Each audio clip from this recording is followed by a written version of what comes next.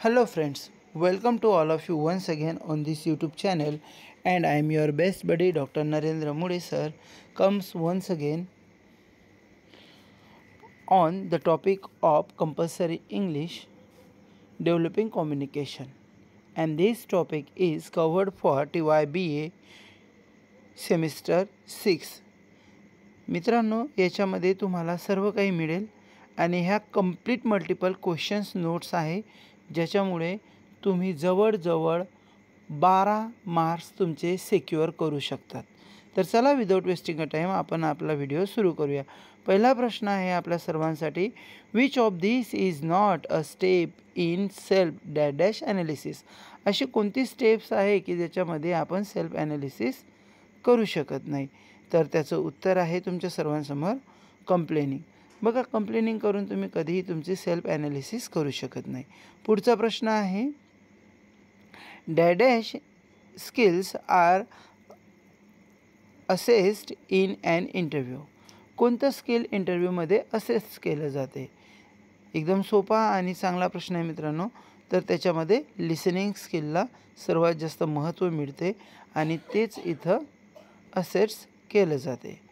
चला पुढचा प्रश्न आहे आपल्या सर्वांसाठी, which of these documents need not to be in your interview file.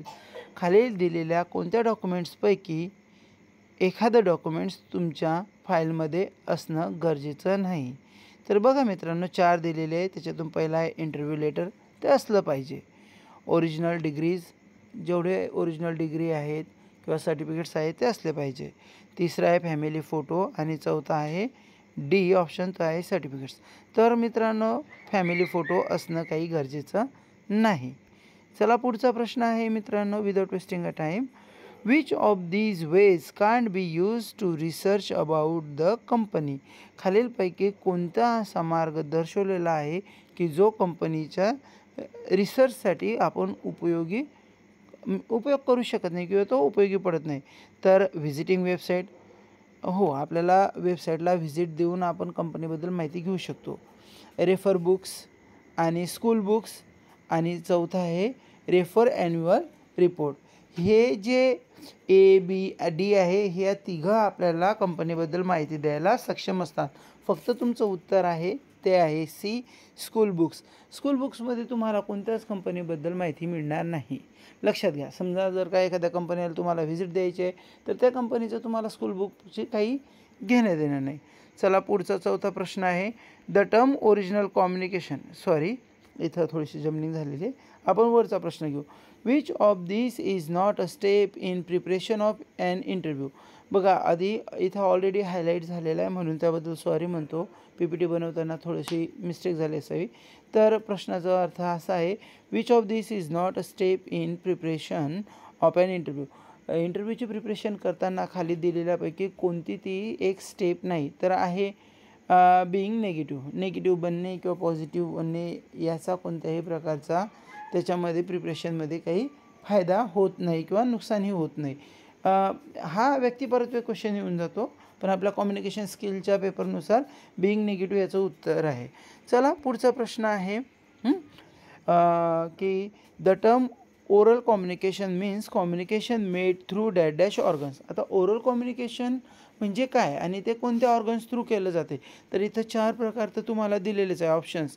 Articulatory organs आहे, ऑडिओ व्हिज्युअल मोड्स आहे, थ्रू बॉडी लँग्वेज आहे आणि यूजिंग स्क्रिप्ट्स आहे. तर articulatory organs, audio video modes यांच्यापैकी तुमचं उत्तर आहे पहिला आर्टिक्युलेटरी ऑर्गन्स. म्हणजे ह्या ऑर्गन्स थ्रू जे तुम्ही कम्युनिकेशन करणार ते आर्टिक्युलेटरीमध्ये येतं. चला पुढचा प्रश्न आहे, without wasting time, question number 2, in oral communication the role of dash constantly changes. आता खाली दिलेला कशाचा रोल कॉन्स्टंटली चेंज होत असतो ओरल कम्युनिकेशनमध्ये? एक आहे आर्टिस्ट आणि ऑडियन्स, बी आहे रिसिव्हर आणि मेसेज, सी आहे इनकोडर अँड डिकोडर आणि डी आहे स्पीकर अँड ऑर्गनायझर्स. तर तुमचं करेक्ट आन्सर आहे सी, इनकोडर आणि डिकोडर. ह्या दोघांचा रोल जो आहे तो कंटिन्युअसली चेंज होत असतो मित्रांनो. पुढचा प्रश्न आहे आपल्या सर्वांसाठी, oral communication is also non as dash dash communication. जे ओरल कम्युनिकेशन आहे ते कोणतं कम्युनिकेशन म्हणून फेमस आहे किंवा ते कोणतं कम्युनिकेशन म्हणून माहिती आहे. तर ए आहे फॉल्स कम्युनिकेशन, दुसरा आहे डायडिक कम्युनिकेशन, सी आहे इन्फॉर्मल कम्युनिकेशन आणि डी आहे डायनॅमिक कम्युनिकेशन. उत्तर आपल्या सर्वांच्या समोर आहे बी डायडिक कम्युनिकेशन. मित्रांनो, फार मेहनत करून ही PPT बनवलेली आहे. जवळजवळ 3 तास दिलेले आहे आणि ते सर्व मटेरियल्स गोळा करून एका PPT फॉर्ममध्ये तयार केलं. परत ते आता एवढ्या रात्री ते तयारीला लागलेलो आणि लेक्चर शूट करतो आहे. आशा करतो की तुमचा एक लाईक आणि एक सबस्क्राईब आमच्या चॅनलला चांगली ग्रोथ देऊ शकतात. म्हणून प्लीज प्लीज प्लीज लाईक आणि शेअर सबस्क्राईब करायला विसरू नका. तुमच्या लाईकवरच पुढचे व्हिडिओ येतील मित्रांनो आणि त्याच्यावरच आम्हाला व्हिडिओ बनवण्यासाठी प्रोत्साहनसुद्धा मिळतं. चला पुढचा प्रश्न आहे इन डॅश डॅश इंटरव्ह्यू. आता कोणत्या प्रकारचे इंटरव्ह्यू आहे त्याच्याबद्दलचा प्रश्न आहे. In dash dash interview a committee or group of interviewers in turn ask question to a candidate. आता बघा कोणत्या प्रकारच्या इंटरव्ह्यूमध्ये कमिटी किंवा ग्रुप ऑफ इंटरव्ह्युअर्स क्वेश्चन्स विचारतो. तर उत्तर आहे आपल्याकडे पॅनल, मॉक, टेलिफोनिक आणि नन. आता इथं ग्रुप म्हटलेलं आहे त्याच्यामुळे तिथं पॅनल येईल मित्रांनो. बघा कोणत्याही इंटरव्ह्यूला ग्रुप असतो आणि मग त्याच्या थ्रू ते क्वेश्चन्स विचारले जातात. आणि शिकवताना आपण असं पण शिकवलेलं आहे टाईप्स ऑफ इंटरव्ह्यूमध्ये की वेगवेगळ्या प्रकारचे इंटरव्ह्यू आहे. पण बरेचसे इंटरव्ह्यूमध्ये पॅनल दिलेलं असते आणि ते पॅनल आपल्याला प्रश्न विचारतं. टेलिफोनिकमध्ये हे पॅनल येत नाही मोस्टली, कारण तिथं एखादी व्यक्तीच तुम्हाला प्रश्न विचारतो. पण जर का हाच इंटरव्ह्यू तुमचा ऑनलाईन कंडक्ट केलेला असेल तर तिथं तुम्हाला बरेचसे लोक बसलेले दिसतील. ते पण एक पॅनल इंटरव्ह्यू गृहीत धरला जाईल, पण तो व्हर्च्युअल असेल. चला पुढचा प्रश्न आहे interview is meant to identify. आता इंटरव्ह्यू घेतला कशासाठी जातो तर खाली आपण 4 ऑप्शन दिलेले आहे. ए आहे the smartness of the candidate किती स्मार्ट आहे ते चेक करण्यासाठी. The qualifications of the candidate, qualification काय आहे ते चेक करण्यासाठी. किंवा best qualities and suitable candidates. लक्षात घ्या इंटरव्ह्यू पुढे जाण्याची गरजच नाही, इथंच उत्तर मिळून जाते तुम्हाला. सी की बेस्ट क्वालिटीज आणि सुटेबल कॅन्डिडेटसाठी आपण इंटरव्ह्यू घेतलं जातं. चला पुढचं आहे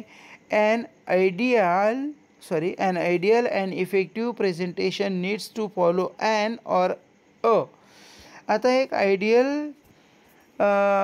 आणि इफेक्टिव्ह प्रेझेंटेशनमध्ये काय काय गोष्टी असायला पाहिजे.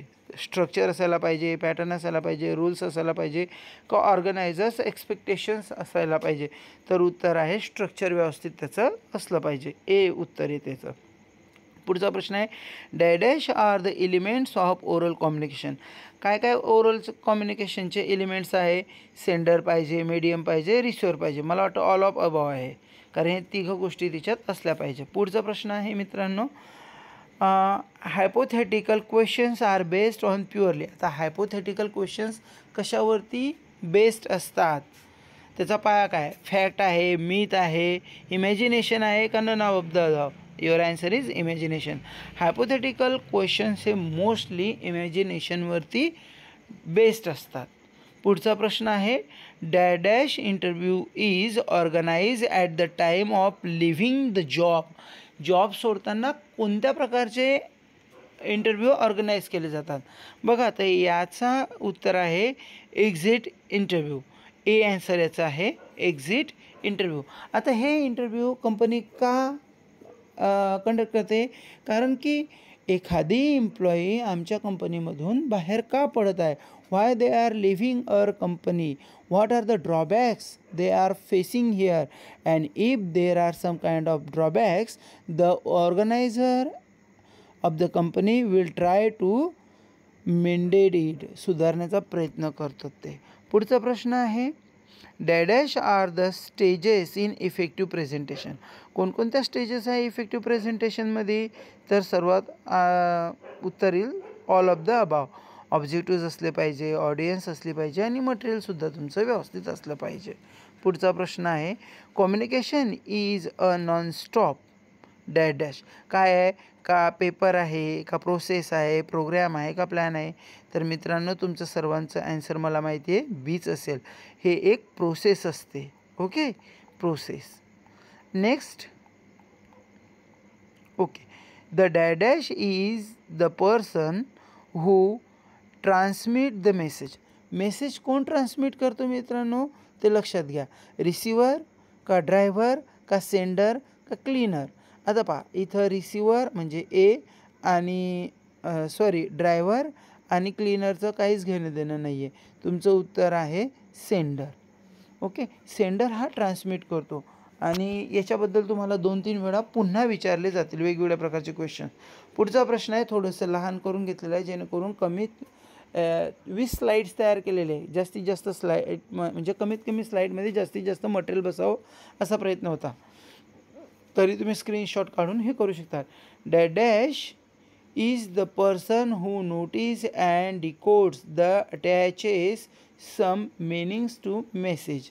आता कोण आहे जो काही मिनिंग मेसेजला अटॅच करतो किंवा ते डिकोड करतो? तर कधीही त्याचा ॲन्सर रिसिवर येते मित्रांनो. तिथं हायलाईट करून ठेवलेला आहे रिसिवर. त्याचा ॲन्सर आहे रिसिवर. रिसिवरच ते मेसेज डिकोड करतो आणि त्याचं मिनिंग काढतो. पुढचा प्रश्न, the response to the sender's message is called. आता सेंडरचा एखादी मेसेज जर तुम्ही दिला आणि समजा मी तुम्हाला काही मेसेज दिला आणि त्याच्यावरती तुमचा रिस्पॉन्स आला, त्याला काय म्हणणार? तर त्याला 4 ऑप्शन आहे. एकदम सोपं आहे मित्रांनो. बी ॲन्सर असायला पाहिजे तुमचं फीडबॅक. ज्या कोणत्या गोष्टींना तुम्ही उत्तर देतात ना ते असतो feedback. Okay, next one, dash context refers to the similarity of backgrounds between the sender and the receiver. आता जे सेंडर अँड रिसिवरला जे काही बॅकग्राऊंड मिळतं ना त्याला काय म्हणतात? तर ते आहे कल्चर. कल्चरल असते त्याचं उत्तर. कल्चरल आहे मित्रांनो, याचा अर्थ डी आहे याचं उत्तर. Next, dash refers to all these factors that disturb the communication.